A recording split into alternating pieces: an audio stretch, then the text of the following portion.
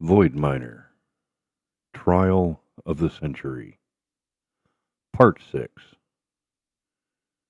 Chapter 26, The Gate. The canyon below them pulsed like a slow heartbeat. Every rise of light from the spiral etched in the rock sent a faint tremor through the plateau. A soundless thud that Arg felt through his boots more than he heard. The air was charged, thin, and brittle. It carried the taste of metal and the smell of rain that would never come.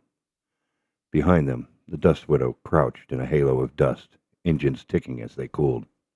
The storm that had harried their descent had died the instant the landing struts touched stone, as though the planet itself were holding its breath.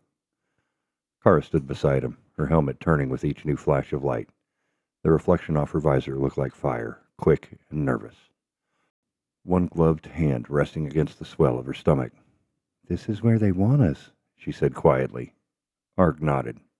Words felt clumsy in the stillness. He reached down, checked the seal on his glove for a third time, and watched the canyon breathe. A hum began inside the widow, deep, patient, unmistakable. He turned. From the cargo cradle beneath the bridge, a crack of red light split the gloom. The containment field that had held the fragments buckled, flexed, and burst in a slow shower of sparks. 3 shapes drifted upward, smooth, curved, half-transparent like molten glass, cooling mid-air. They slid into the open through the airlock's invisible shimmer, moving with the confidence of creatures returning to their native air.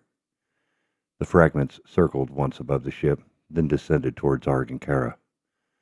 Static crawled over the ground, thin blue veins of electricity racing towards them. The bolts bent at the last second, pulling off course by the fragment's gravity. When they struck the air around the orbiting pieces, they dissolved in harmless bursts of light. Kara took a half step backward. "They're keeping it away?" Arg watched the arcs die in silence. "Looks that way." The air between the fragments steadied. Dust hung motionless for the first time since entering orbit. The noise of interference vanished. Then the seed rose.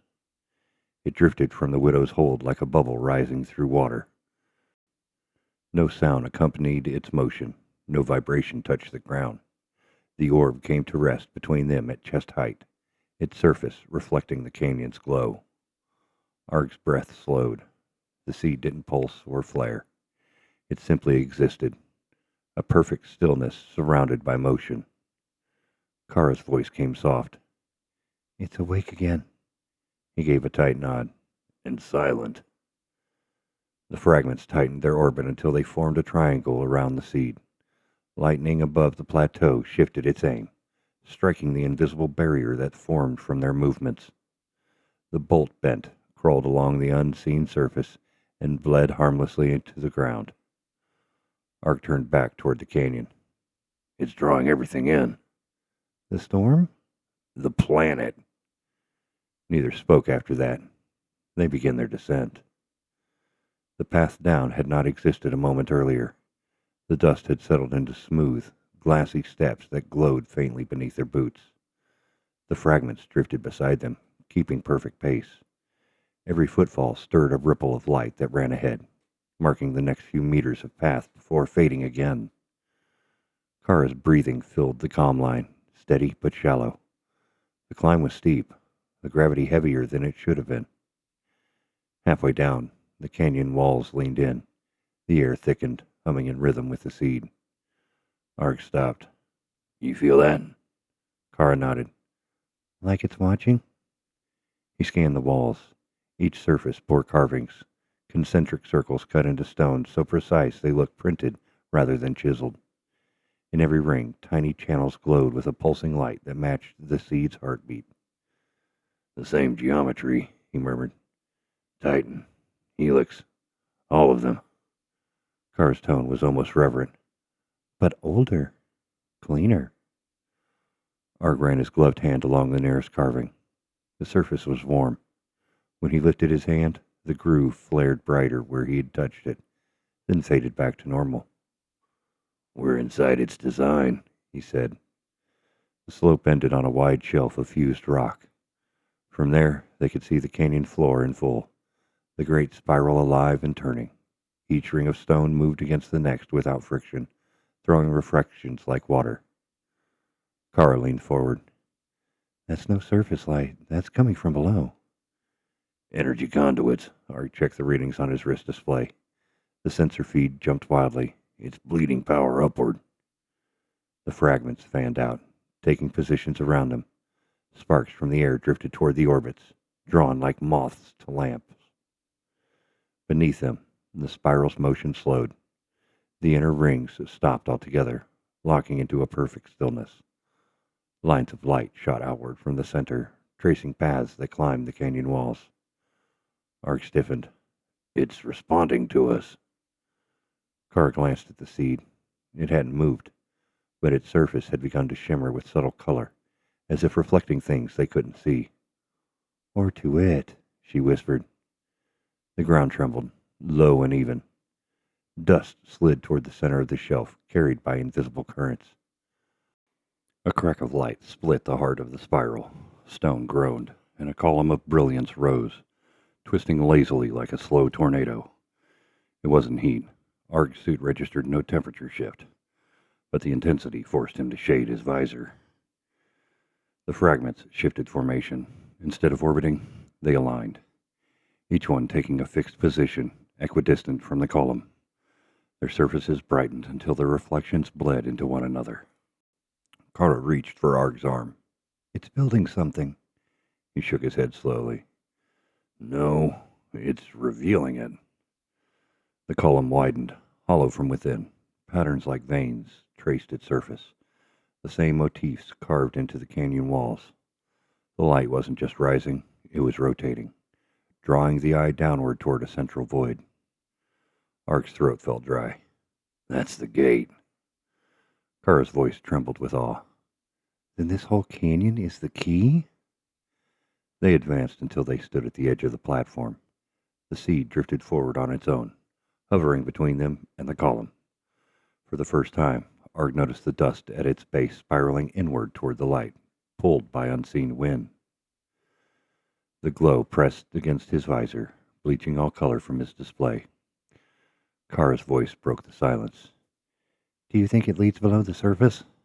He exhaled. Only one way to know. The seed began to move, slow but certain. The fragments lifted in answer, their light weaving a faint lattice around it. Together, they descended toward the hollow core. Arg glanced at Kara. Her eyes were on the movement, her expression unreadable. Stay close, he said. I'm not letting go, she answered. They followed the light downward, step by step, until the platform's edge fell away behind them and the sound of their boots against stone faded into the low hum that filled everything. Halfway down the path, the light changed color, white fading to pale gold. The air shimmered as though charged with heat. Arg's visor picked up tiny motes swirling around them, dust particles caught in electromagnetic suspension. Kara whispered, They're not dust. He looked closer.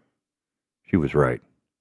The motes were microscopic shards of metal drifting like ash. Each spark pulsed faintly, following the seed's rhythm. He tried not to imagine lungs drawing that in. At the base of the descent, the path widened into a circular terrace. In its center stood the gate in full, an aperture of pure darkness, ringed with faint light. The void gave off no reflection, no sound. It simply existed, hungry but patient. Arg's breath came shallow. That's it. Kara's reply was barely audible. It's beautiful. The fragments broke formation again, taking up new positions around the gate. The seed hovered between Arg and Kara, its glow dimmer now, as if conserving strength. They stopped a few meters from the threshold. Arg glanced back. The canyon walls stretched upward into haze. The sky was a narrow slit of gray. From up there, the world would look unchanged, lifeless. No one would ever know what waited beneath. He turned to Kara. Once we step in, she cut him off, voice calm but certain. There won't be a way back. He gave a small nod. You sure you're ready? Her smile was tired but steady. That chance ended after the first one. The seed rose slightly, light rippling across its surface. The fragments followed, locking into a triangular alignment above. Their beams met at a point directly over the gate. A pulse rolled outward, bending the air. The hum reached a pitch that felt more like pressure than sound. The light brightened. Arg looked once more at Kara. She met his gaze, and for a heartbeat, the static glow painted them both in silver. Together, he said. She reached for his hand. Always. The seed flared, one silent explosion of light, and the gate unfolded before them like a pupil widening. They stepped forward. The light swallowed them whole. It wasn't heat or brightness. It was pressure without direction. The world lost shape. There was no up, no down, no weight. Only motion that refused to end. The hum they had followed since orbit filled every bone, steady as breath. Arg tried to count heartbeats, but time had fallen away. Each pulse of light felt like a step, each pause like distance crossed. He kept a hold of Kara's hand as if that alone could anchor them. Then gravity returned. Their boots struck solid ground with the gentlest thud, as though they'd landed in slow motion. The glare around them thinned to a soft silver haze. The air was still and cold enough to prickle inside the suit. Arg blinked. The visor adjusted, darkening. Shapes resolved from the glow, walls without corners, curving in all directions, etched with flowing lines that glimmered like molten veins. The floor was translucent stone, veined with faint luminescence. Kara's breath filled the calm line, slow, controlled. We're inside it. Arg turned a slow circle. The chamber around them was vast, circular, and silent. The geometry defied distance. What looked close grew further when he stared at it. The three fragments drifted in different arcs high overhead, their glow steady, tracing slow paths that never intersected. The seed hovered between them, unchanged, perfectly still. Its surface reflected everything. Walls, light, their two-suited figures, but never revealed itself. Arg raised his wrist display. The screen spat static. Every sensor flatlined except the vitals readout. No external radiation, no atmosphere exchange, no temperature shift. A perfect vacuum where his lungs still found air. He shut the display off. Numbers meant nothing here. Kara stepped forward cautiously. The light beneath her boots brightened, spreading in thin rings that radiated from each step. She stepped and looked back at him. It's responding to motion? Or recognizing it, he said. She took another step. The rings followed again. When Arg moved, his steps left a second pattern, straighter lines that crossed hers in perfect right angles. Where the two patterns met, the floor glowed brighter, alive for a breath before fading. They were walking inside a design. The realization sent a chill through him. Every trial so far had been made of perception and test, reflection and judgment. But this place felt different. Not hostile, not even inquisitive. Just aware. The chamber shifted. Not the floor, not the walls, but the light itself. The radiance that bathed the room dimmed toward the edges and deepened at the center. Shadows formed where none had been, shaping an immense circle of darker glow that had pulsed once, then steadied. Arg's throat tightened. Sensors active. Kara joined him near the edge of that darker circle. The light beneath them trembled, alive with static patterns that flickered like heartbeats tracings. The fragments drifted lower.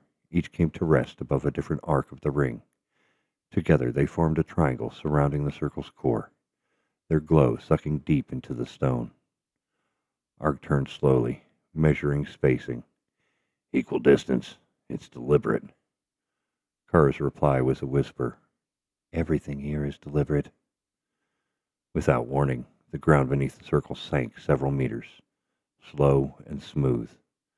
revealing an inner pit lined with mirror-like panels. The reflections multiplied endlessly.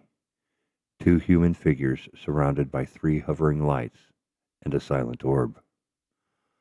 Arg's visor dimmed to compensate for the growing brilliance. The seed descended until it hovered just above the pit's center. He felt a vibration through the soles of his boots, not sound, but resonance, low, steady, and ancient. Kara's voice came across the link. "It's the same rhythm," he nodded. "As Titan, as Helix." "And the belt." He swallowed hard. "It never stopped." A sudden stillness followed. The hum cut off mid-beat. For several heartbeats, there was nothing. No vibration, no pulse, no static. Even their suit systems seemed to hold breath. Then, deep below, a new sound began to rise. It wasn't mechanical. It was closer to wind through an endless hollow, the kind of resonance that suggested not movement, but space. The panels lining the pit caught faint light, reflecting patterns upward until they formed an illusion of depth beyond measure. Arg stepped to the very edge. The darkness below him looked solid, a mirror that hinted at stars. His stomach tightened.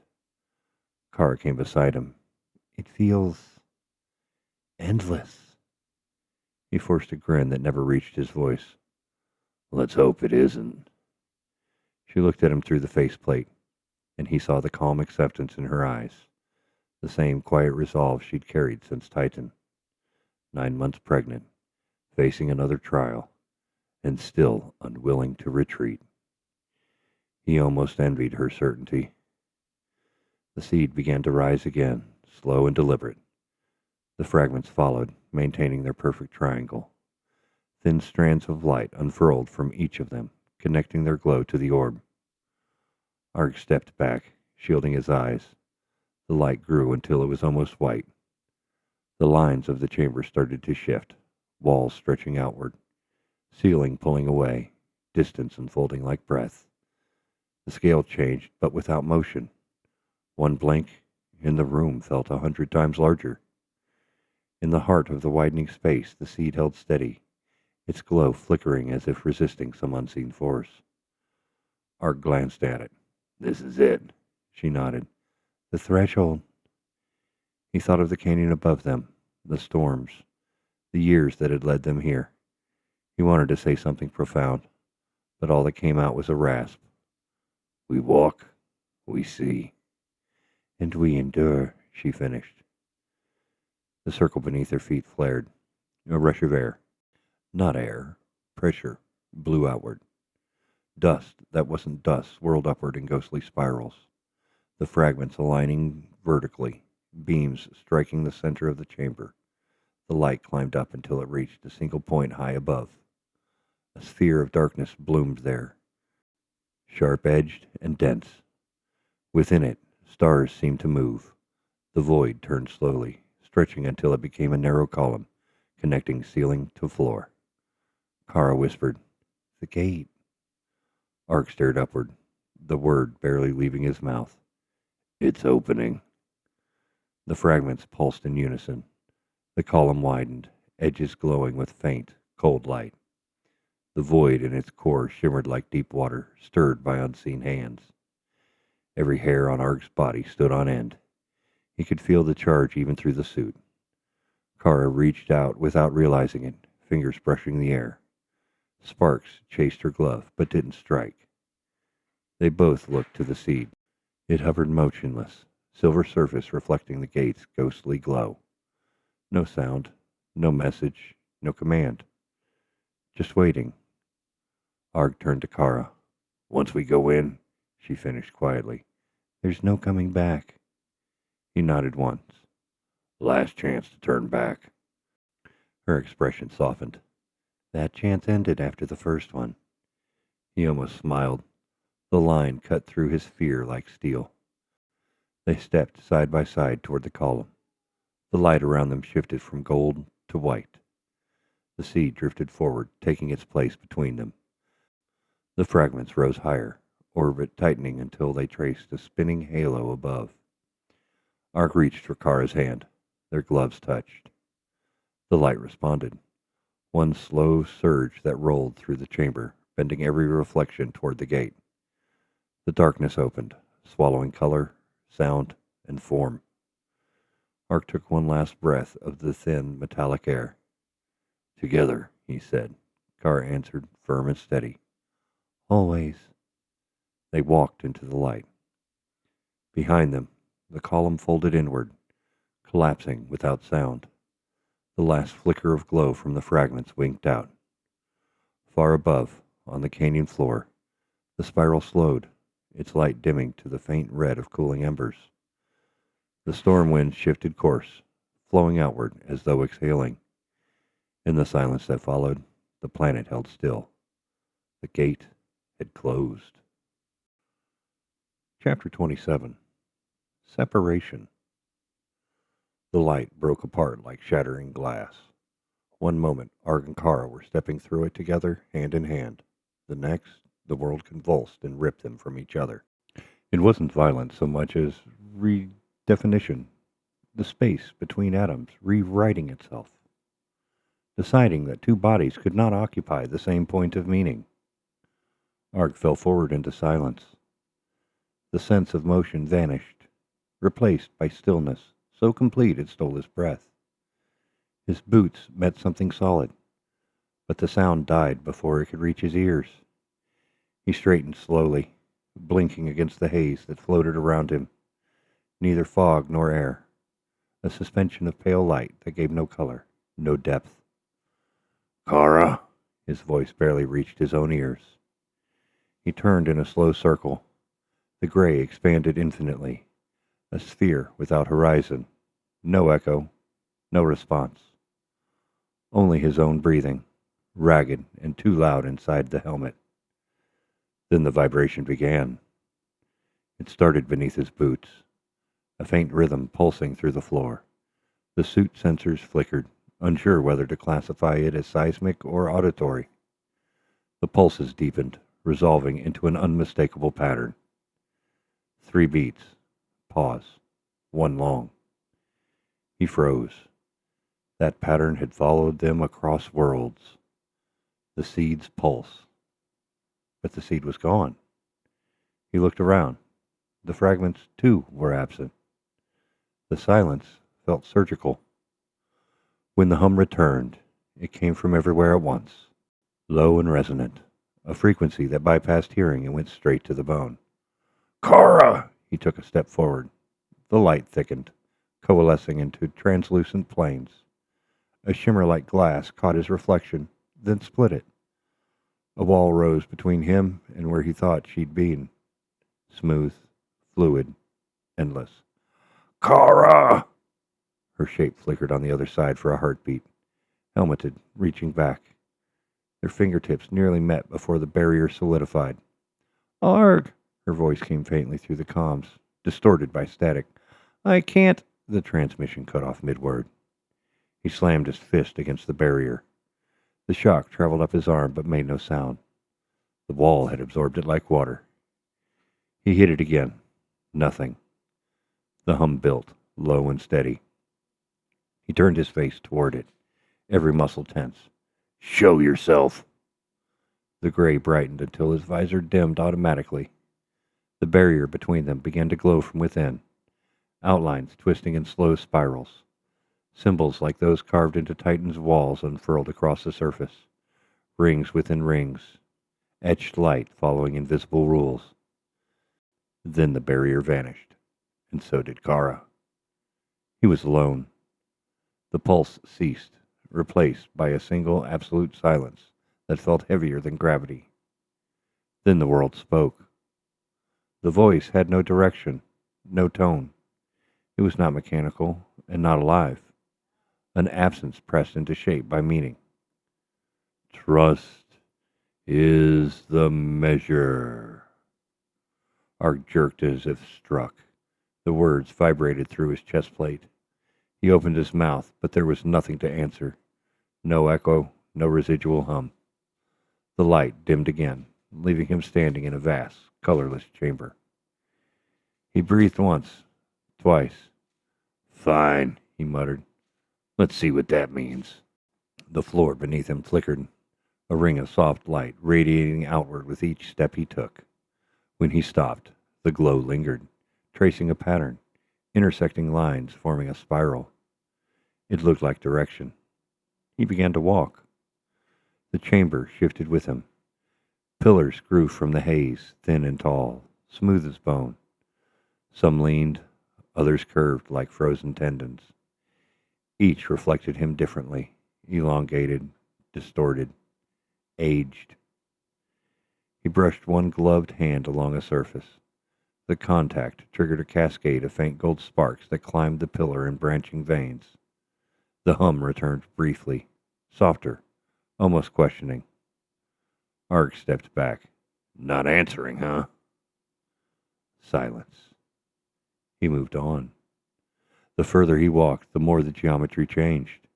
The smooth floor fractured into overlapping plates, each rising a little higher than the last.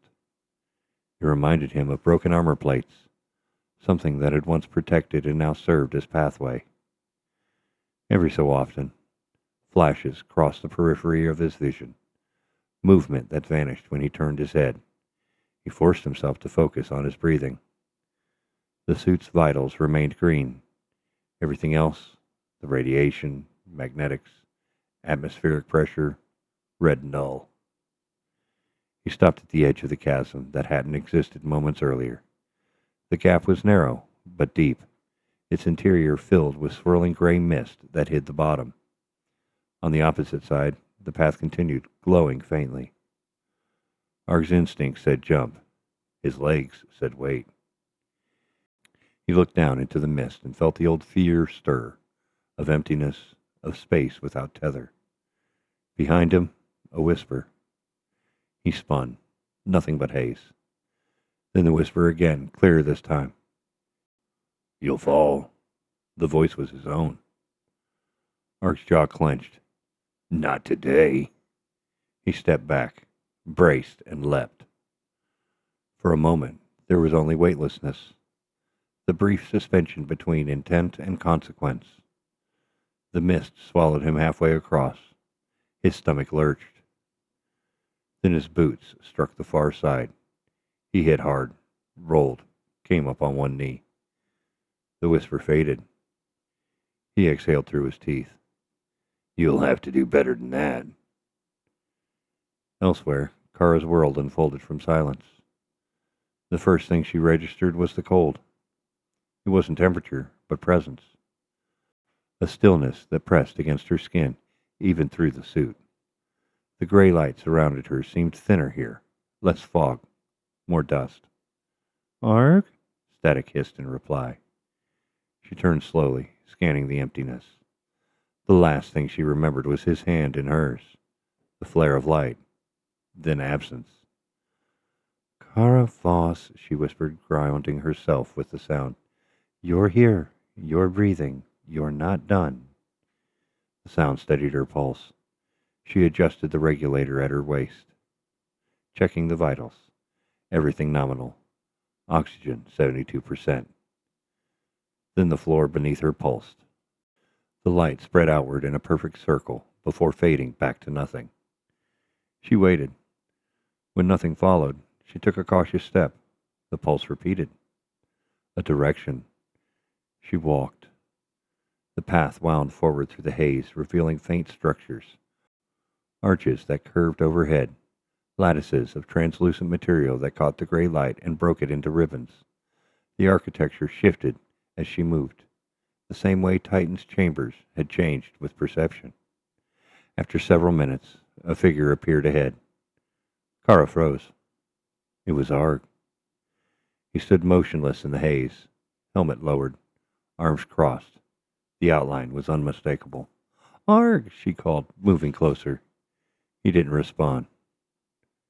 Kara, he said finally, voice clear but wrong, flat, without tone. She slowed. You're here. You left me. Her pulse spiked. What? When the chamber split, you let go. She shook her head, breath fogging the inside of the visor. That's not true. You were pulled away. He stepped closer. The movement was wrong, too smooth, too measured. The light clung to his suit like liquid. "You never trusted me," he said. The voice was Arg's timbre, but something beneath it vibrated, a harmonic that didn't belong. Kara stepped back. "You're not him." The imitation tilted his head. "Do you even know what trust means?" Her mind flashed to the storms over Titan, to the way Arg had thrown himself against forces that would have crushed them both, to the silence afterward, the distance he always carried. She steadied her voice. "Trust means staying, even when you're afraid." The imitation smiled without warmth. "Then why are you backing away?" She realized she was. Her boots scraped against the smooth surface, each retreat matched by the doppelganger's advance. The chamber darkened around them until only two figures remained visible. Kara lifted her chin. "Because I know what you are." "What am I?" "Noise." The thing laughed, short, cold. Then its surface fractured, lines of gold tearing through its body. It dissolved into dust and vanished. The darkness receded. The hum returned, softer, almost approving. Kara exhaled, trembling, but didn't collapse. "If that's your game, you'll have to try harder." She started walking again. Ark's path had changed too. The pillars around him were gone, replaced by wide corridors of glass and metal. The floor reflected his every movement, 1,000 Argstans walking beside him, ahead of him, behind him, each delayed by a fraction of a second.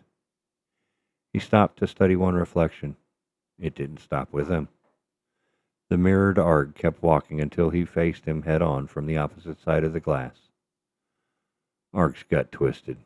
"Not again." The reflection spoke. "You still think you can fix what's broken?" He didn't answer. "You couldn't fix the belt. You couldn't fix Helix. You couldn't even fix her." Ark's fist clenched. "Shut up." The reflection smiled, his own crooked, tired smile. "You don't trust her either." The words hit harder than he expected. He forced himself to breathe. "I trust her more than anything." The reflection stepped closer. "Then why do you keep trying to save her?" "What kind of question?" "Because you think she'll fail if you don't." Ark stared at the copy. It was too calm, too certain. The copy tilted his head. "Maybe trust isn't holding on. Maybe it's letting go." He stepped forward. The reflection mirrored him until the glass surface vanished between them, leaving nothing but air and echo. He was alone again. The hum deepened. Above him, faint light gathered, 3 arcs forming, reminiscent of the fragments pattern. For a heartbeat, hope surged. Then he realized it was only an echo, a memory projected by the chamber itself.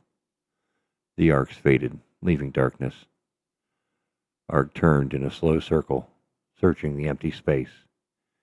His voice came quiet, almost prayerful. "Kara, wherever you are, hold on." A soft resonance answered. Not words, but presence. Distant, human. He moved toward it. The echo faded before Arg could locate its source. He turned a slow circle, scanning every wavering edge of the gray expanse. The light here behaved like smoke. It gathered, folded, and slipped through itself. "Keep it together," he muttered. "Walk until something changes." He did. The ground thickened underfoot, rising in uneven ridges. Each ridge vibrated a little when his boots struck it, humming at a different pitch, as though the whole chamber were strung like an instrument. When he stepped into rhythm, the sound resolved into chords. 3 notes, pause, 1 long, always the same. He followed the tones, trusting pattern more than direction. After a dozen paces, the mist condensed into a wall. Symbols glowed faintly across it, half-formed circles, the same pattern that had appeared between him and Kara before they were torn apart. At the wall's center hung a recess the size of a human hand. Arg hesitated, then set his glove against it. The wall shuddered. Light rippled outward in wide rings, and a path opened through the haze beyond. Kara felt a tremor at almost the same moment. Her own path had narrowed into a corridor bound by tall spines of crystal. Every few seconds they pulsed, shedding pale dust that drifted upward like snow. She moved carefully, one hand braced against her belly. The child was restless again, responding to the chamber's vibrations with small, deliberate kicks. She whispered, "Easy now."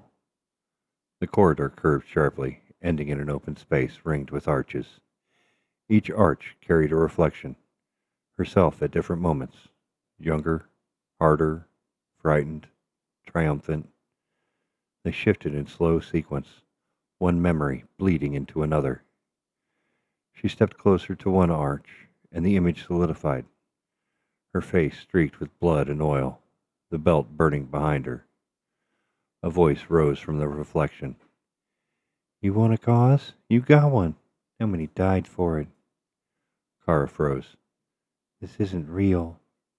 "Real enough to count," the reflection answered. "You build, they break. You lead, they fall. And still you think the next attempt will be different." She looked down, jaw tight. "It will be, because I learned." The reflection laughed softly. "Did you? Or did you just survive?"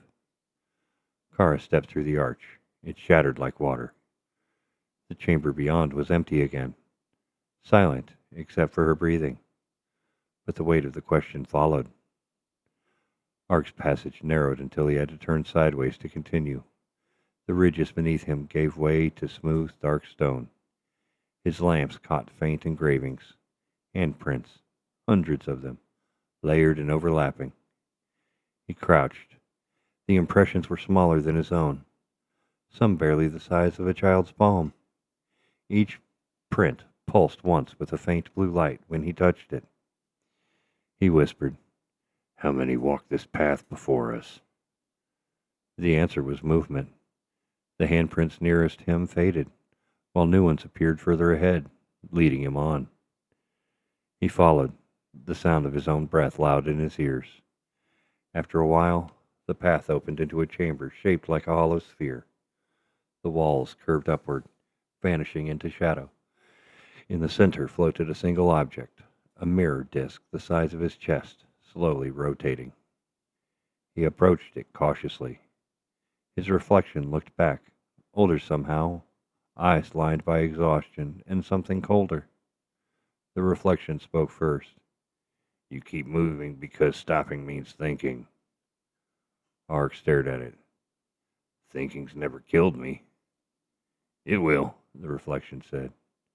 "Because when you finally stop running, you'll realize you never trusted anyone but yourself."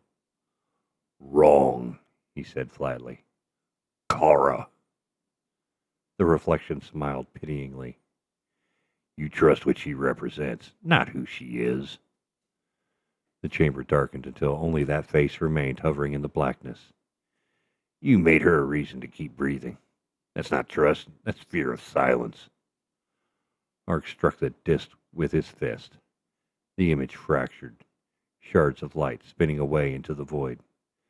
The chamber brightened again, whole, unbroken, as if mocking the effort. He lowered his hand slowly. "Fine," he whispered. "Then I'll learn it." Kara's next corridor sloped downward. The light there deepened from gray to amber, soft and pulsing. The walls rippled with faint movements, like breathing through lung tissue. When the voice came, it was not hers or Ark's. It was something older, a whisper woven into the very air. "Trust is the measure." She stopped. The words carried no direction. They simply existed, vibrating through her chest.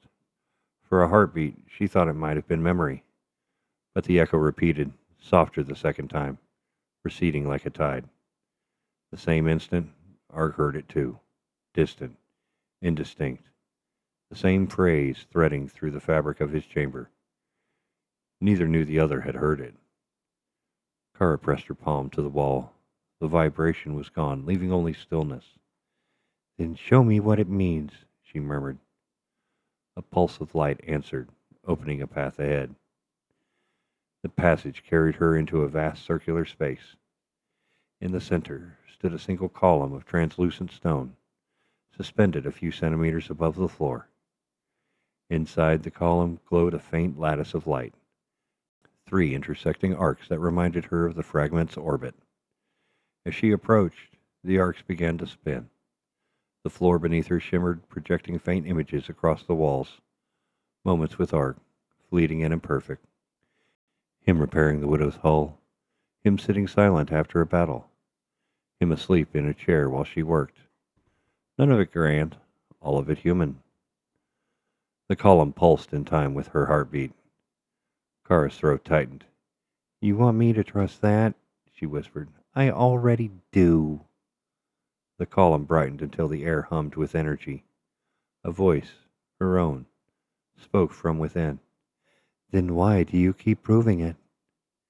She took a step back.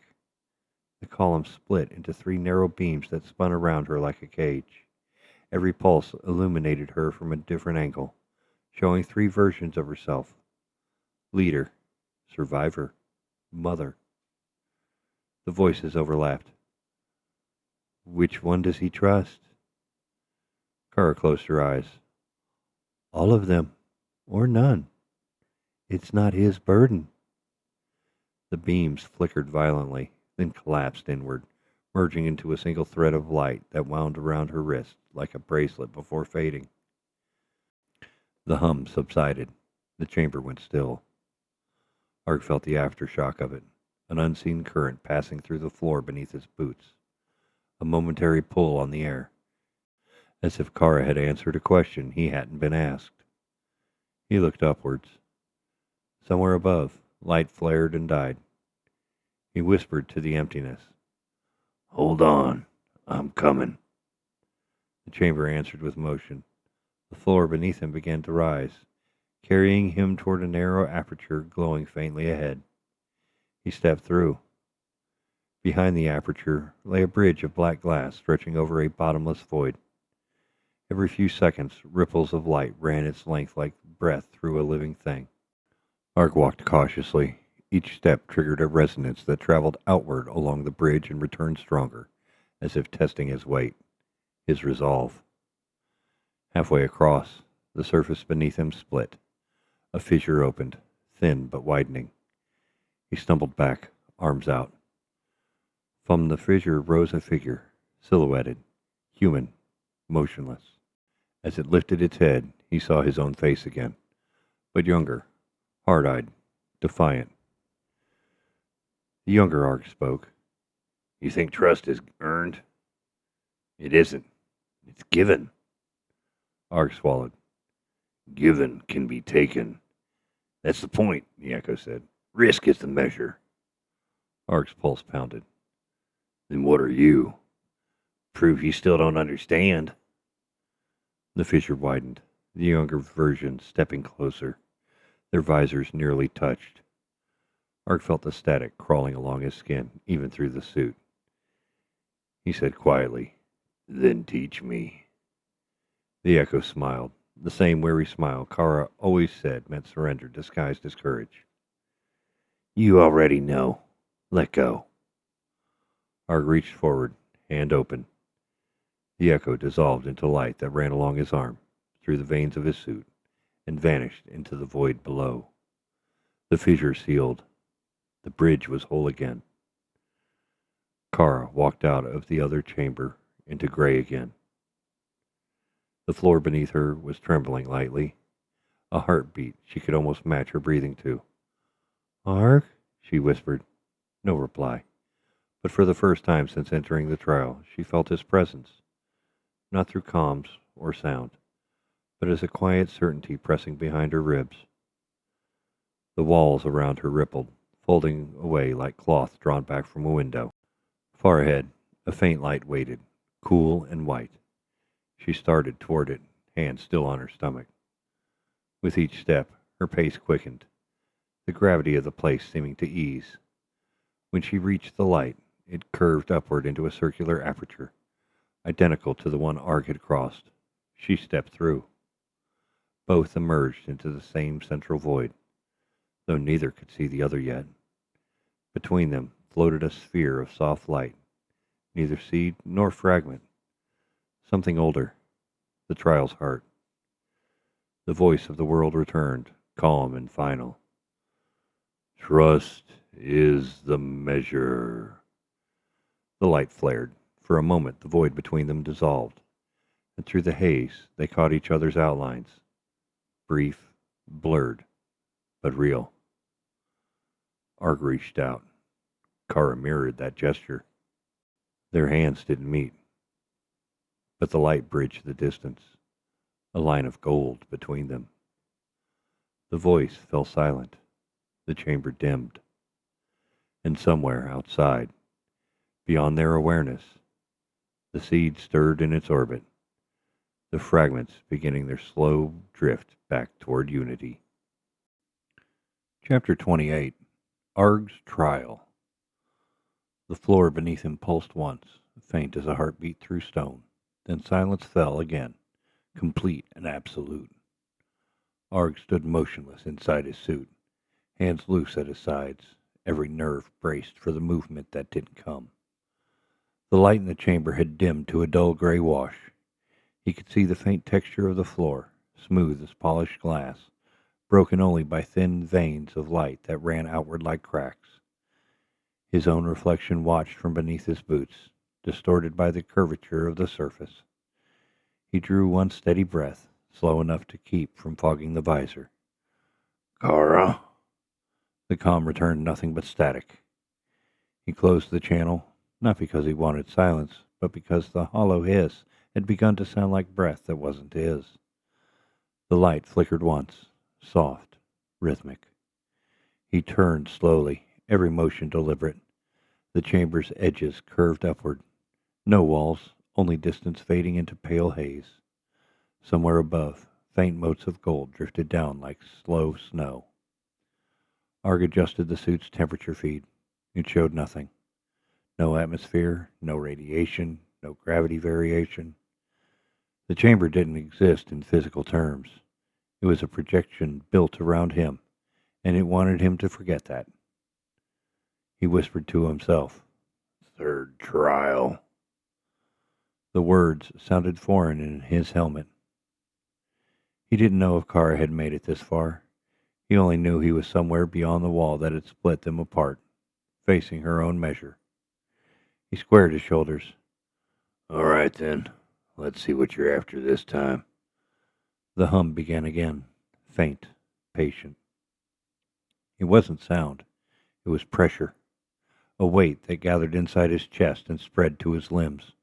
The light around him grew warmer, turning from gray to pale amber. A shimmer of movement formed at the far edge of the vision, small, then larger, taking on the outline of a person.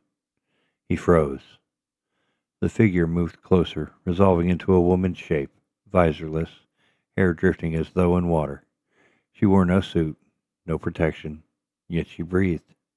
Her steps left ripples of light across the floor. Kara. Arg's chest tightened. "Kara!" She didn't answer. He took a step forward, then another. The air between them thickened. When she was near enough for him to see her face clearly, the floor reflected both of them, his figure in gray armor, hers in white light. Her eyes met his, full of something between sorrow and recognition.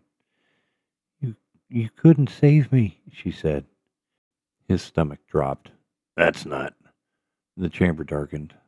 Behind her, shapes began to form, hulks of twisted metal, fires that burned without smoke. The image of the Dust Widow torn apart, her hull peeled back like a wound. Kara's voice didn't rise. It didn't need to. "You were there. You saw it happen." Arg took another step, trying to reach her, but his boots met resistance, thin as water, strong as glass. He slammed a fist against the invisible barrier. "You're not real." She smiled faintly. "Neither was the promise." The image broke apart, scattering like ash in wind. The fires vanished, the floor returned to gray. Arg stood shaking, the sound of his own breath filling the helmet. He forced it out between clenched teeth. "You don't get to use her." The chamber shifted around him, the horizon sliding like liquid. When it stilled again, he was standing on a narrow bridge suspended over an abyss. Below, something shimmered, a reflection of the sky, though there was no sky here. Arg turned slowly, studying both directions. The bridge stretched endlessly in each, fading into haze. Behind him, a voice spoke, quiet and calm. "Would you like to walk if you couldn't see the end?" He turned. No one there. The voice came again, the same tone. "Would you still trust her to wait?" He exhaled slowly. "If she's alive, she's waiting." The bridge vibrated once, like the plucked string of an instrument.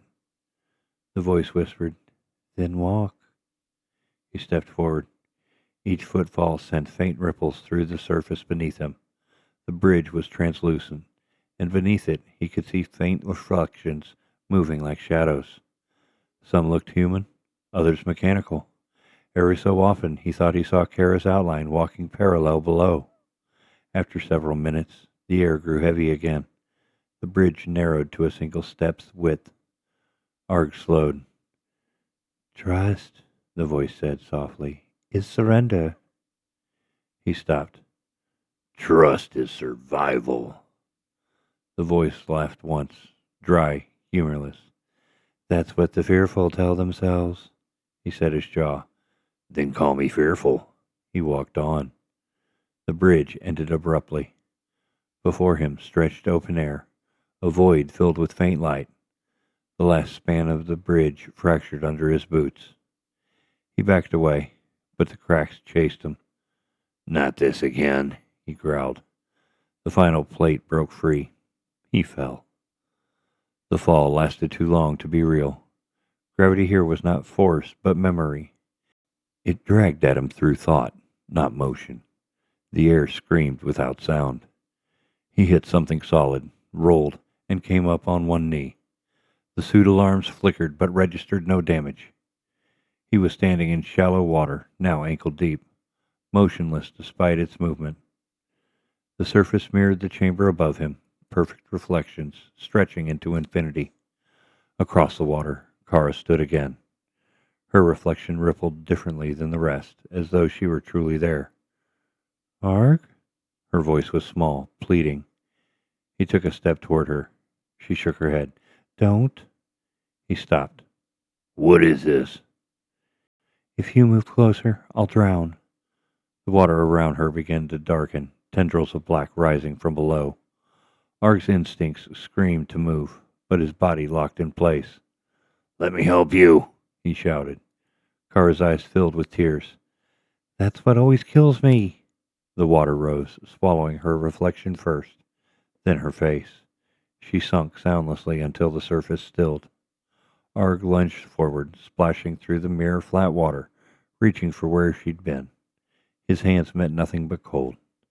When he looked down, he saw his own reflection, drowning silently beneath him. He stumbled back, gasping. The water stilled again, pure and smooth. The voice returned. "Would you trust without saving?" He dropped to one knee, fist pressed to the glass-like surface. "You want me to stop caring? That's your test?" Silence. He looked up, jaw set. "Then you built the wrong man." The world convulsed. The water dredged away, leaving him kneeling on bare glass. Cracks raced outward from under his knee, spreading until they reached the chamber's edge. Through the cracks shone faint light amber, warm. He stood. "Show me the way, then." The cracks widened, revealing a staircase of light descending into darkness. He took one last breath, adjusted the suit seals, and started down. The stairs pulsed beneath his boots, brightening as he descended. With each step, the pressure in the air increased, compressing his chest. The light at the bottom flickered like fire seen through glass. He kept going. At the base waited a circular platform, its center hollow. From that hollow rose a projection of the Dust Widow, perfect, whole, drifting through a starfield. Arg froze. On the bridge of the ship stood Kara, the real Kara, or another imitation, he couldn't tell. She was working at the console, hair pulled back, one hand resting unconsciously on her stomach. The sight hit like a fist. The image looped, her glancing toward the camera, smiling faintly, then returning to work. He whispered, "This isn't for me." But the chamber thought otherwise. The projection repeated, slowing with each cycle. The smile lingered longer each time, until her eyes found his directly. Then the image stopped. Her mouth moved. He heard the words inside his skull, not through the comm. "Would you still trust me if I never came back?" He whispered, "You always come back." The projection flickered. "Not this time." The widow shattered into fragments of light, scattering upward like embers. The chamber went dark. Arg stood alone again, heartbeat pounding in his ears. He muttered to the emptiness, "You think that's breaking me? Try harder." No answer. He waited. The silence stretched so long that doubt began to gnaw at the edges of thought. The mind invented noises, the faint scrape of metal, the imagined creak of hull plates. He closed his eyes. The memories returned, unbidden. The first time he saw Kara on the hub deck, the argument after Helix, the sound of her voice when she told him she was pregnant. The chamber wanted to twist those moments into weapons. He wouldn't let it. He forced his breathing into rhythm, grinding himself in the pulse of his own heart. When he opened his eyes again, the world had changed. He was back on the plateau above the canyon. The sky overhead was the same dead gray as before, lightning crawling through the distant clouds. The Dust Widow stood behind him, engines cold. "Kara," his voice carried now. He could hear it bounce off rock.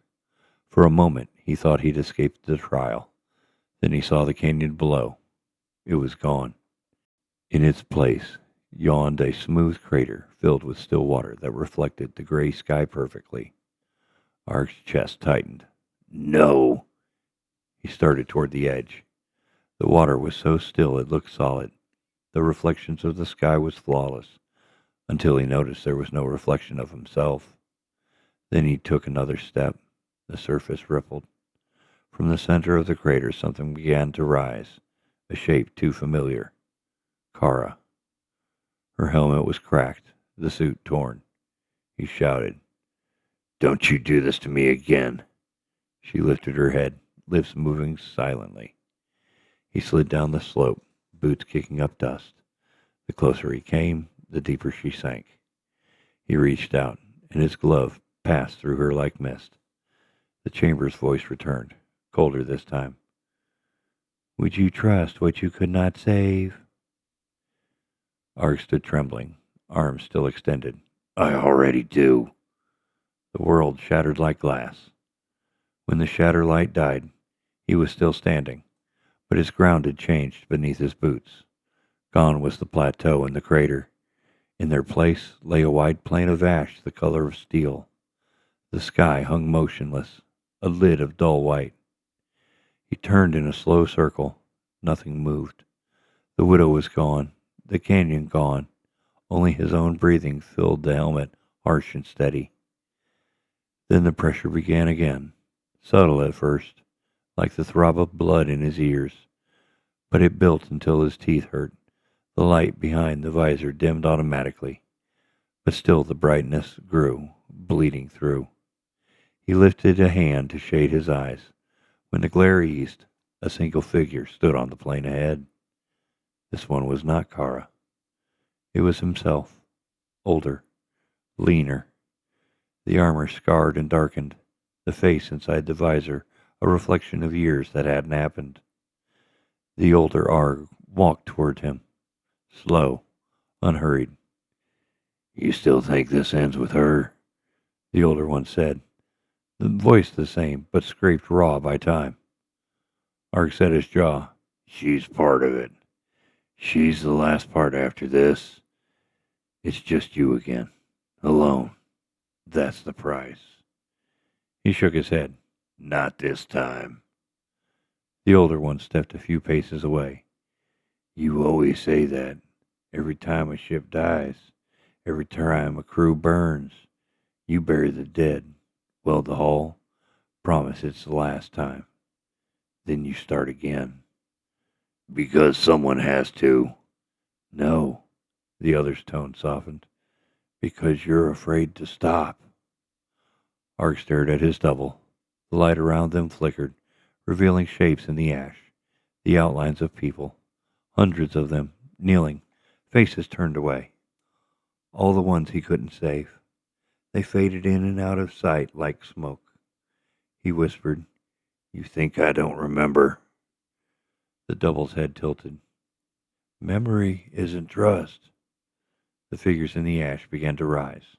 Not corpses, but shadows, thin and trembling. They looked at him with eyes of hollow light. Would you trust the living? The voice of the chamber asked. After the dead have judged you? Arg's breath caught. If I stop trusting, I become you. The double smiled faintly. For the first time, the echo looked almost proud. Then it dissolved into dust, and the shadows with it. The plane went dark. He stood now inside a narrow tunnel of glass, his own reflection lining up both sides, infinite copies marching beside him. As he moved forward, they fell slightly out of sync. Some slowed, others hurried ahead. Some looked at him directly, others ignored him completely. Halfway down the corridor, the reflections began to change. Each carried a wound he didn't, a shattered visor, a missing hand, a face twisted in pain. He couldn't look away. When he reached the midpoint, one reflection stopped matching him altogether. It turned and faced him directly, lips moving in silence. He slowed. The voice came not through a suit radio, not through his ears. Stop trying to carry her. Arg froze. Who? You know. He lifted a hand, palm to the glass. If I stop carrying her, she dies. The reflection shook its head. She survives without you. The trial isn't about saving her. It's about trusting that she doesn't need saving. He wanted to argue, but his words died in his throat. The reflection stepped closer until their visors nearly touched, then whispered one last phrase before dissolving. Let her fall once, she if she stands. The corridor shattered. He found himself kneeling on the stone again, chest heaving. The light had shifted to deep blue, the same color that once radiated from the fragments in orbit. Ahead, a faint column rose, thin, translucent, humming softly. He approached. The hum resolved into a rhythm, not the seat's familiar pulse, but a slower, heavier beat. It matched his own heart. He touched the column. It vibrated under his glove, warm through the suit. Kara, he whispered, though he knew she couldn't hear. For a moment, the surface of the column turned reflective, showing her image, pale, determined, somewhere far away. She seemed to be walking through another version of this place, her eyes lifted as though she felt him watching. The reflection blurred and vanished. The column split open, light pouring out. The voice of the chamber came low and clear. Would you trust her to walk alone? Arg swallowed hard. I already do. Then prove it. The ground fell away. He was standing on the widow's bridge again, at least what looked like it. Every panel glowed with power, every system alive. Through the viewport hung the dark curve of the barren planet's horizon. Behind him came the sound of boots. He turned. Kara entered from the corridor, Her suit sealed, movements calm. She stopped at the console, hands sliding across the controls. Ar's relief came sharp and dangerous. Kara! She looked up. We made it. He wanted to believe it, but something was wrong. The stars outside the viewport weren't moving. The ship wasn't drifting. It was frozen in a still frame. He said quietly, Where are we? She smiled. Home. The words struck like a blow. No, not yet. Her head tilted, the smile unchanged. Then rest. We earned it. She crossed the deck, reaching for him. He caught her hand and his fingers passed through like mist. The illusion shimmered. Her expression never faltered. The voice returned, no longer distant. It spoke through her. Trust is surrender. He shook his head. Trust is strength. Her face distorted, light spilling from the cracks. Then show me. The bridge collapsed around them, consoles and bulkheads breaking into streams of light. The deck fell away, and Arg dropped into another void. This time, there was no floor, no sky, only darkness and the faint echo of his own breathing. A single light appeared far ahead, moving slowly toward him. He walked to meet it. When the glow brightened, he saw that it wasn't a light at all, but a doorway, the same doorway through which he'd entered the chamber. A voice whispered, barely audible, The measure is complete when you stop searching for it. He stepped through. He emerged into a plane identical to the one where the trial began. The air was still, colorless. Above, faint motes of light drifted like ash. He looked down. Beneath the transparent floor, he saw Kara walking across a mirror path beneath him. She looked up at the same instant. Their eyes met through the barrier, perfectly aligned. He pressed his hand to the glass. She mirrored the gesture. Between them, the surface glowed gold, spreading outward in a ring until the whole floor burned with light. For a heartbeat, the two paths merged, a single corridor of brightness connecting them. The alien voice filled the chamber, calm and final. Trust is the measure. The light swallowed everything. When Arg opened his eyes, he was lying on the cold floor of the true chamber, the one beneath the barren world's crust. His suit lights flickered weakly, static crawling along the HUD. The seed hung motionless in the air a few meters away, its 3 fragments orbiting slowly. For the first time, their motion was synchronized, deliberate, graceful. Faint tendrils of light stretched between them, weaving patterns too precise to be random. He pushed himself up on one elbow. Kara! Her voice came through the comm, hoarse but alive. Here. He closed his eyes, relief washing through him like a physical thing. The fragments drifted closer together, the light between them thickening. The seed itself pulsed once, a low, steady rhythm that echoed through the floor and into his chest. Arg watched in silence as the glow wrapped the fragments, fusing them slowly into a single sphere brighter than any of them had been alone. He whispered, What are you becoming? The light flared once, as though acknowledging, then dimmed. The seed settled into the stillness, silent once more. Arg sat there, helmet resting against his knees, until his breathing steady. Trial's done, he murmured. Guess we passed. Outside, unseen by either of them, the barren planet's horizon shifted. Dust rose in thin spirals, drawn toward the chamber's hidden entrance, as if the world itself exhaled. Chapter 29. Kara's Trial. The silence was deeper here. Kara stood still, the suit's lights painting faint arcs across the gray mist.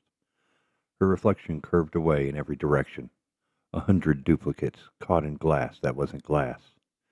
She could only hear the thrum of her own pulse and the slow, deliberate breaths she forced through the regulator.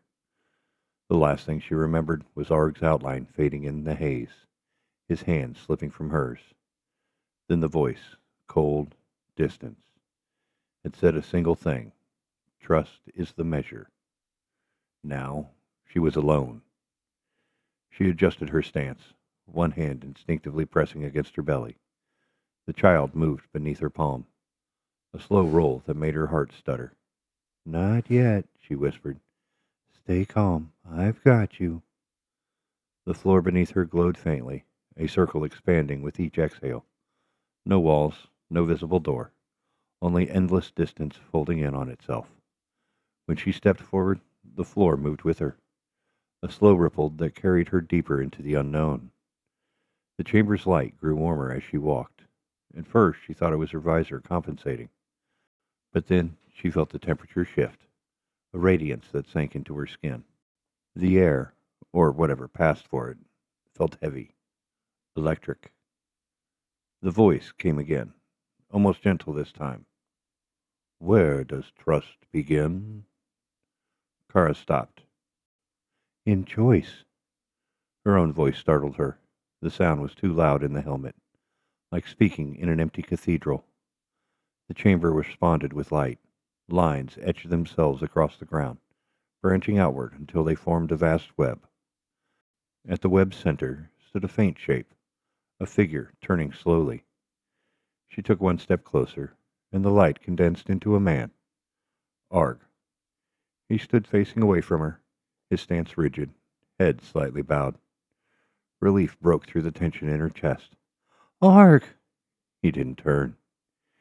She crossed the last few meters quickly, reaching for him. Her glove met nothing. The figure flickered and vanished. The chamber whispered, "What do you trust? The man or memory?" Kara froze, her breath catching. "Both." "Then prove it." The floor dissolved beneath her. She fell without falling, the chamber stretching into vertical corridors of light. When the motion stopped, she stood inside a narrow hall lined with smooth metallic walls. The glow here was cooler, blue, sterile. Ahead, she heard a rhythmic tapping. "Kara?" The voice came from the far end. It was Arg's, calm and focused. She moved toward it, careful, measuring each step. The tapping grew louder, the unmistakable sound of tools against metal.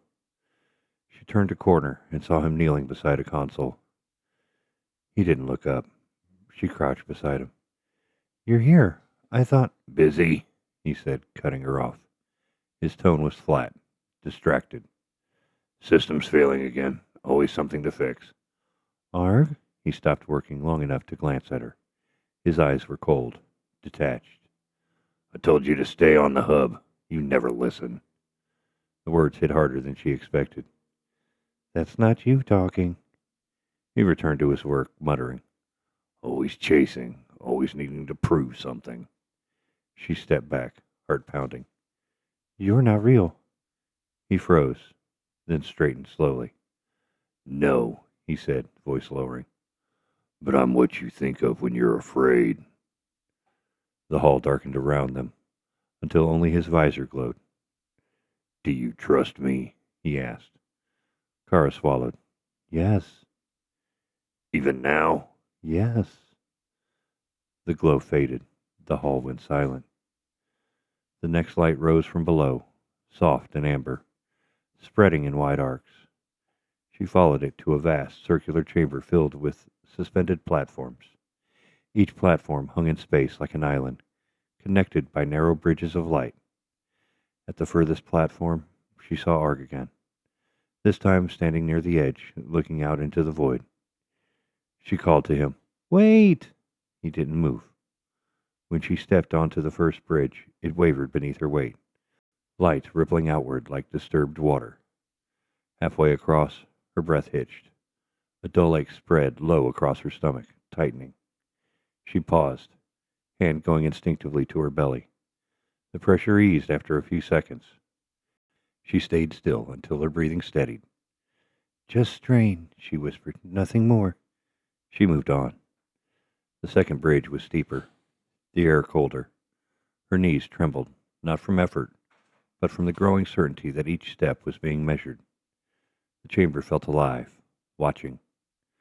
When she reached the next platform, Arg's figure turned to face her. This time, his visor was open, his expression unreadable.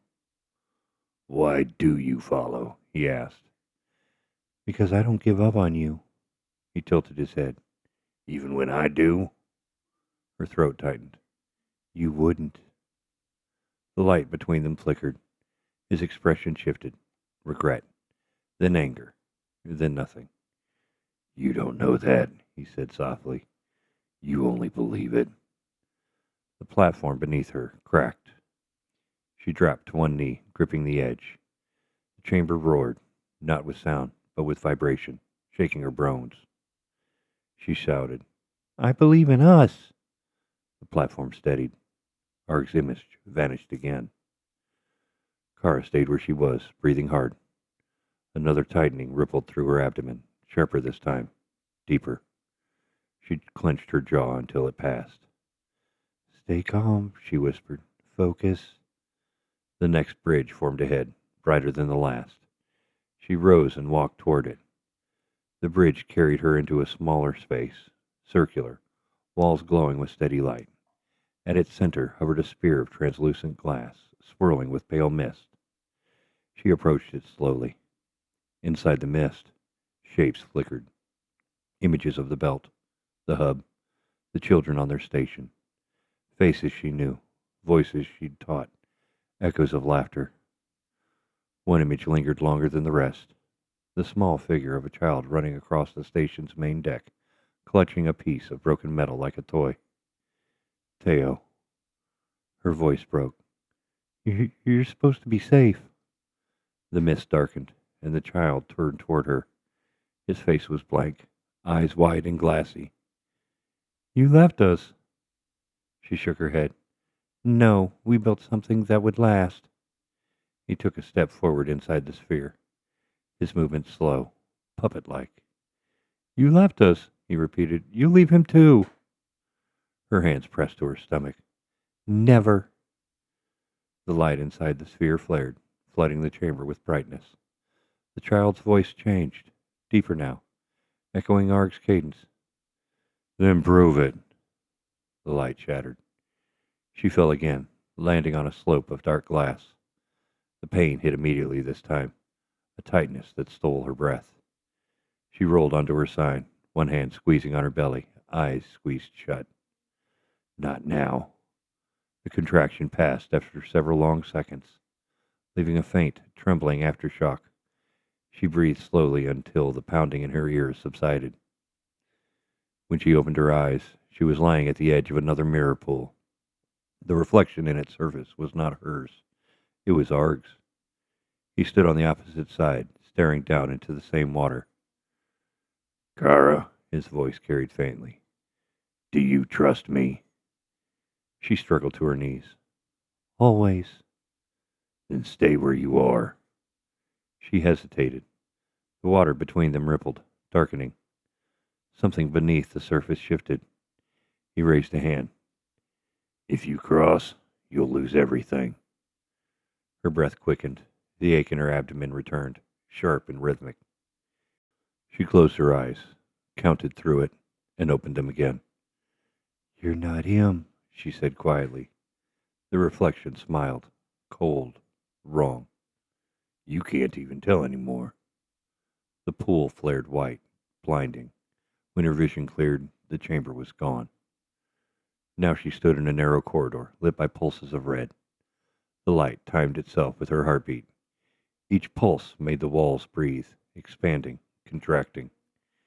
She moved forward, every step deliberate. The contractions were coming faster now, a rhythm she could almost predict. She refused to stop. The corridor ended at a door of translucent glass. Beyond it lay darkness. She reached for the handle, but the metal burned cold against her glove. A voice whispered from the other side, so faint she could barely catch the words. "Do you trust what you cannot see?" She pressed her forehead to the door. "Yes." The door opened. Light swallowed her again. When it cleared, she stood in a vast open space, the same void she'd seen in flashes before. Across from her, Another platform shimmered into existence. Arg stood there, barely visible through the haze. For a heartbeat, she thought it was another illusion. But then he lifted his hand, hesitant, human. The contractions gripped her again, stronger this time. She steadied herself on a shaking knee. Her voice came through the calm. Arg? He didn't answer. The sound failed, replaced by static. The voice of the trial returned, calm and merciless.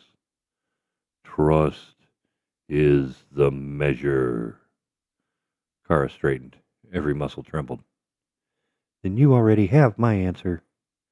The world brightened. The two platforms began to drift toward each other, slow and steady, the space between them filled with cold light. Kara kept her hand on her belly, the child's movement strong beneath her palm. Hold on, she whispered. We're almost through. The light grew until it consumed everything. The light did not fade this time. It swelled until she thought it might crush her, brightness pressing against her visor, leaking through every seam of her vision. When it finally receded, she was kneeling on a surface that looked like stone and glass fused together. She stayed there for a moment, palms flat, to steady herself, counting breaths. The ache across her stomach came again, deeper, heavier. She exhaled through it, whispering the rhythm she'd learned back at the hub. In, out, hold, release. When the tension eased, she lifted her head. The chamber around her was enormous, but its edges moved like fog stirred by unseen currents. At its center hovered a spear of dim gold light. Kara rose carefully and walked towards it. As she approached, the air thickened. A faint vibration trembled through her boots, rising into her legs, her chest. The light pulsed once and threw her reflection across the ground. Dozens of Karas, each at a different point in her life. She saw herself on the Helix rig, jaw set. Herself on the hub, standing before miners who didn't believe in her. Herself aboard the Widow beside Arg, watching Saturn's storms twist below. Then, at the very edge of that reflection, one image that stopped her breathing. Herself, lying still, eyes closed, hands folded across her stomach. She whispered, No. The chamber answered with a slow chime that echoed through bone. Another contraction rolled through her midsection, sharper this time. She braced a hand against her thigh, staying upright by will alone. Not now. The light in the center flickered. Out of it stepped Arg. He looked different, his movements wrong, his eyes too steady. Kara, her voice caught. It's you. Is it? She took a step forward. Don't start this. He circled her slowly. You're weakening. The child is coming. You can't finish. I can. You shouldn't. She spun to face him. I will. He smiled faintly. You trust that strength more than you trust me. Her mouth opened, then closed. Another contraction clenched through her abdomen, and she fought to keep her balance. I trust what keeps us alive. Then what am I? She swallowed. The reason. The image of him blurred, flickered, and dissolved into mist. The voice of the chamber replaced him. And if the reason fails, Kara steadied herself, then I'll walk away. The floor beneath her blazed with light, forming a spiral that wound toward the sphere. The spiral became a path. She followed it, one step at a time. The contractions were coming regularly now, every few minutes, steady, relentless. She counted them silently, refused to give them names or fear. Halfway along the path, the walls changed. The haze condensed into mirrors, tall, faceted, endless. Each reflected her at a different distance. Some smiled, some cried. One turned away completely. As she passed each mirror, it shattered into dust that rose and vanished. The noise never reached her ears. The trial seemed to mute sound, leaving only vibration. When she reached the center, the sphere expanded, surrounding her with a thin membrane of gold light. Within it hung a single image, Arg kneeling, head bowed, hands open. She couldn't tell if it was memory, illusion, or truth. Kara, the voice came, not his, not the chamber's, but something between. Do you trust that I'm real? Her pulse jumped. Yes. Even if you can't see me? Yes. The contraction hit mid-word. She bent forward, teeth clenched, breath ragged. The sphere pulsed violently in time with her heartbeat. When the pain ebbed, she straightened again, eyes blazing. You hear that? I'm still standing. The light inside the sphere brightened until it was blinding. Her visor darkened automatically, but still she felt the warmth through the suit. Heat like sunlight, not harsh, but living. She raised both hands, palms outward. I trust. The light exploded outward. Darkness returned, soft and gray. Kara stood on a narrow bridge, suspended over endless void. Beneath her, faint glimmers drifted like embers. The bridge swayed gently with every movement. At its far end stood a silhouette, Arg again, faint, waiting. She began walking. The bridge hummed underfoot, tuned to her heartbeat. Halfway across, the world flickered. The silhouette burned, split into two figures. One beckoned, the other turned away. Her breath hitched. The contractions were stronger now, each one bending her slightly. Sweat gathered along her spine despite the suit's cooling systems. She forced herself upright, vision narrowing. I'm coming, she whispered. The figure that beckoned smiled, the same wrong perfection as before. You'll never reach him, she didn't answer. Step by step, she crossed the final span. When she reached the midpoint, the bridge vanished. She fell, straight down, silent. The void swallowed light, leaving only the soft echo of her own pulse. Then, suddenly, ground. Smooth, reflective, solid. She landed hard on her knees. A low sound escaped her throat, half gasp, half cry. This time she couldn't deny it. The contractions were real, powerful, close together. She forced herself to breathe through them, hands pressed flat against the cold surface. Almost done, she whispered to the child. Just a little more. The world around her shimmered. The reflection on the floor shifted, and she saw herself standing instead of kneeling, calm, unbroken. The image raised its head, eyes bright with quiet defiance. Kara pushed herself upright to meet that gaze. The reflection spoke without moving its mouth. You already trust him. Now trust yourself. Her throat tightened. I'm trying. Stop trying.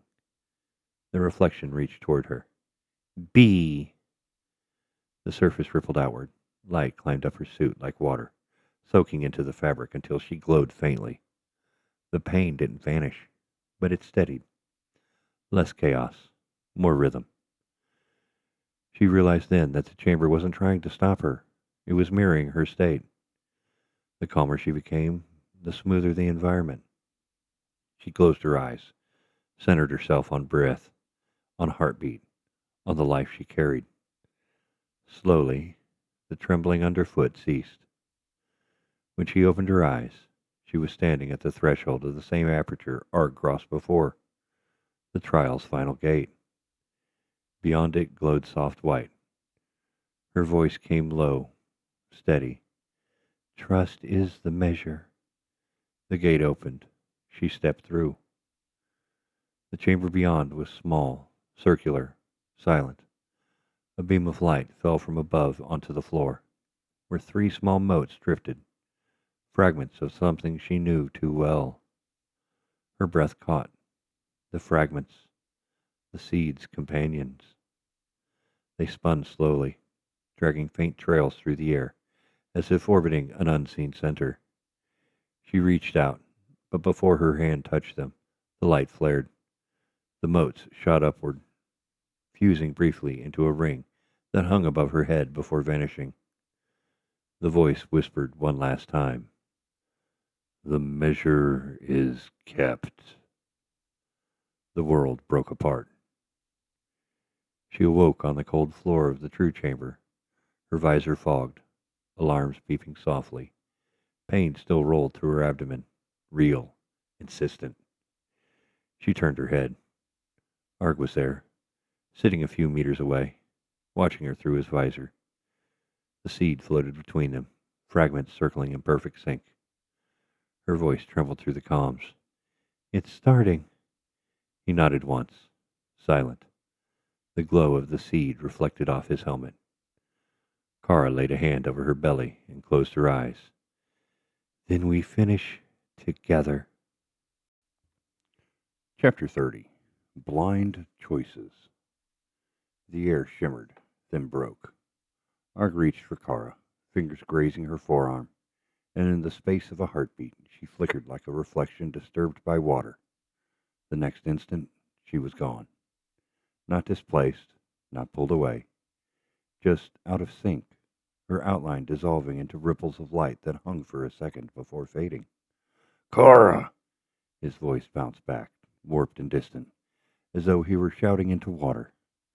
The echoes overlapped, forming a low hum that vibrated through the soles of his boots. He turned a slow circle. The chamber that had been dissolving moments before was whole again, though different. The angles no longer matched. Walls pulsed like a slow heartbeat. The seed and its three fragments hung in the air, orbiting each other lazily, separate, silent. Arg moved toward them. The light bent away, keeping the same distance no matter how many steps he took. "Fine," he muttered, "still watching." He switched frequencies on the comm, then again, but the channel was dead. No static, no response. The emptiness was total. "Kara, if you can hear this, hold your position. Don't force it. The chamber's playing tricks again." His own voice bled through the helmet speaker half a second late, thin and metallic. The system wasn't just muting him, it was delaying him. He looked down. The floor beneath his boots held faint footprints, a perfect trail that led away from him and faded into mist. They weren't his. The prints were smaller, lighter, a half second ahead of his own stride. Kara. He followed. Across the veil of light, Kara did the same. Arg's outline shimmered in front of her, distorted, like a heat mirage, close enough to touch, yet unreachable. When she stepped forward, the air thickened, slowing her. The glow that had surrounded them during the last moments of the trial pulsed faintly, matching her heartbeat. She reached out, fingers brushing the edge of his outline, and for a second she felt pressure, the memory of warmth. Then he vanished again. Her breath fogged the visor. "Arg?" The comm hissed, silent otherwise. She tried again. "Arg? Can you hear me?" Nothing. A contraction came as she spoke, a slow, steady tightening low across her abdomen. Not sharp, not frightening, just another reminder. She pressed her palm against her belly and breathed through it. "Still too soon," she whispered. "Just hold on." The child shifted inside her, a small weight turning. She found comfort in that motion. It meant life, stubborn and present, refusing to be silenced by alien machinery. When she lifted her head again, the chamber had changed. Where Arg's shape had been, a faint column of light now rose from the floor, spiraling upward. The voice of the trial came from everywhere at once, soft as breath, against her ear. "Two paths, one measure. Choose. Unseen." She stared at the column. "Choose what?" "Direction." The light split, one beam curving left, the other right, both vanishing into haze. Kara hesitated. If this was still part of the trial, then Arg was facing the same test, somewhere parallel to her. They'd learned enough to know what that meant. Choose blindly. Trust the other to do the same. She looked left, then right. Both paths glowed faintly. Her voice was steady. All right, Arg. Let's see if we've learned anything. She chose left. Arg felt the world tilt.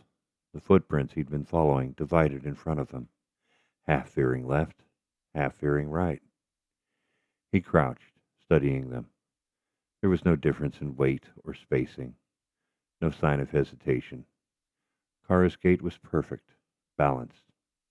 The chamber copied her step. He exhaled slowly. You'd go left, he murmured. You always take the hard turn first. He followed left. The path rose beneath his boots, smoothed and curved, walls tightening as he advanced. Every few meters, lines of faint light pulsed along the surface, like veins. The glow reached his visor, tracing his outline before fading. He spoke quietly, mostly for himself. We're still in it, aren't we? You're measuring how we think, not just how we act. The voice returned, filtered through metallic resonance. Observation complete. Response insufficient.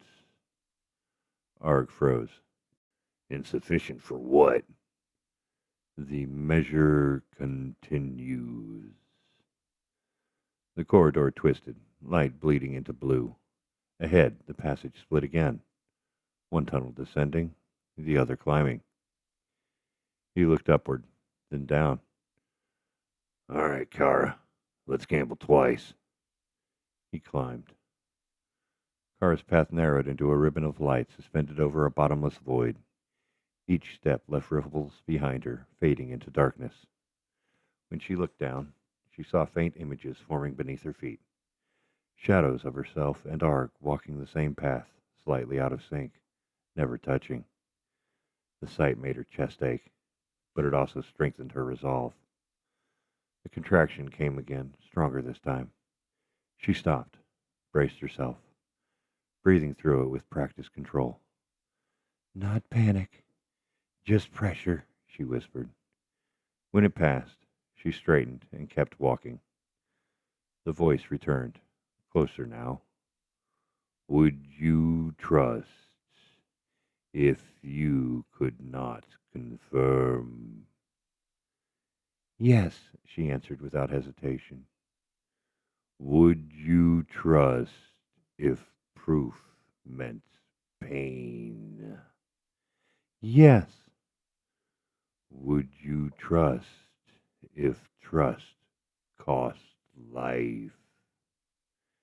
She hesitated, the words catching. Whose? Yours.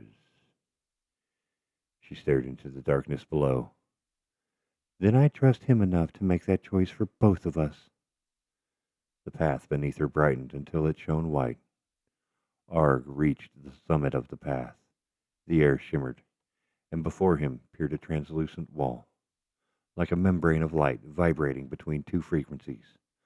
On the other side, faint and blurred, he saw Kara's shape. Kara! Her outline turned, half visible. He moved closer, pressing his gloved hand against the barrier. To his shock, he felt warmth on the other side, soft, human. Her head lifted. He couldn't hear her, but he could read the shape of her lips. I trust you. The barrier pulsed once, then shattered like glass breaking underwater. Light poured through, flooding both spaces with gold. Kara blinked against the brightness. Arg's shape vanished again, leaving only echoes. The chamber's voice whispered one final phrase before silence. Measure recorded. Continuance required. She exhaled shakily. Of course. The contraction tightened again, deep and long. She bent, hand pressing to her belly. Almost there, she whispered to the life inside her. Almost.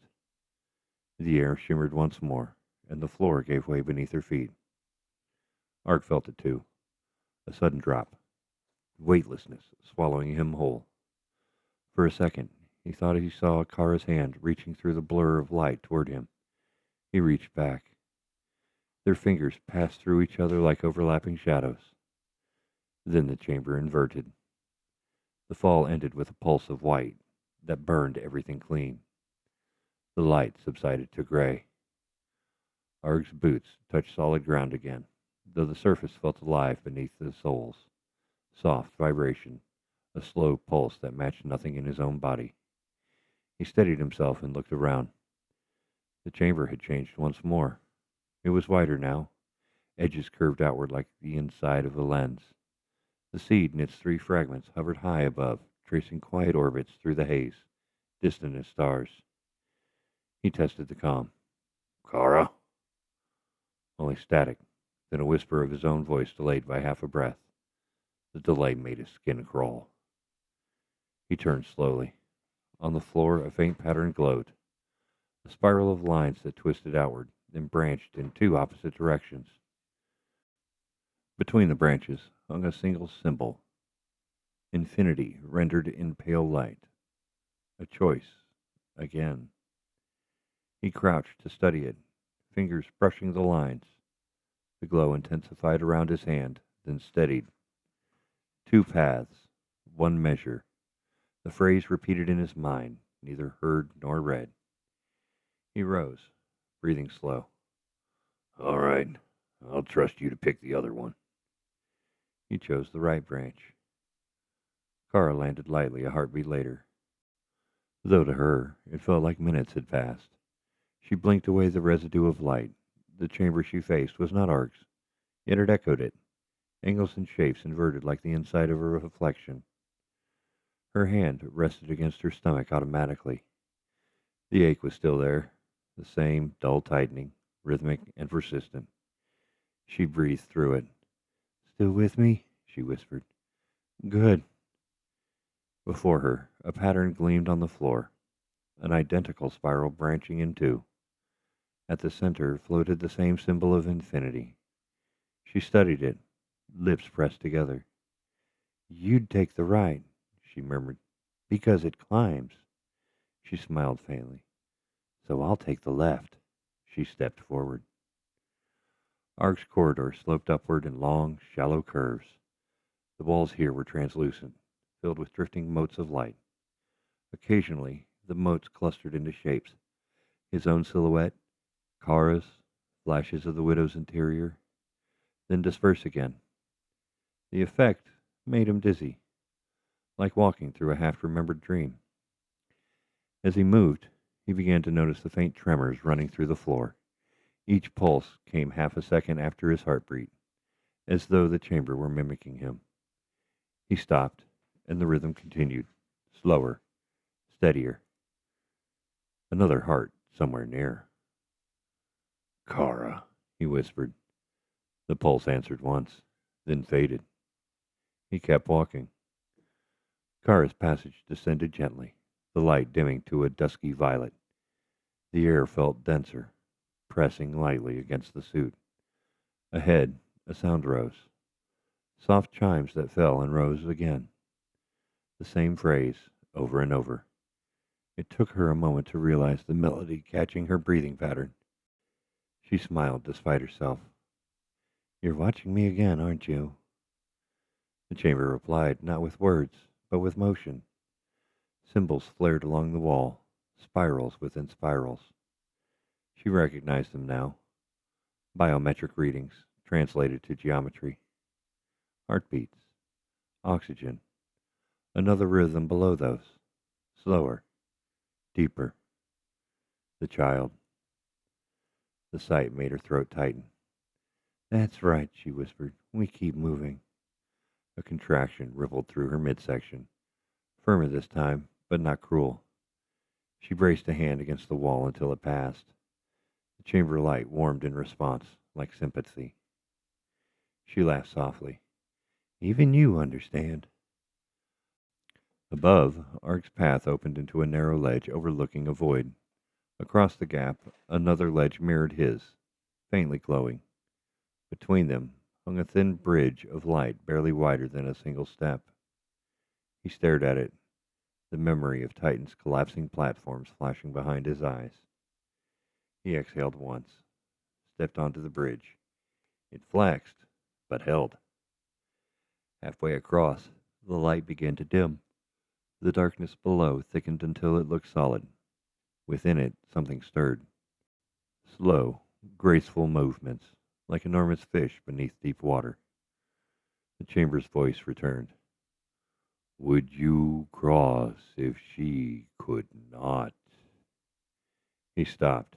She can. Would you still cross? He hesitated only a breath.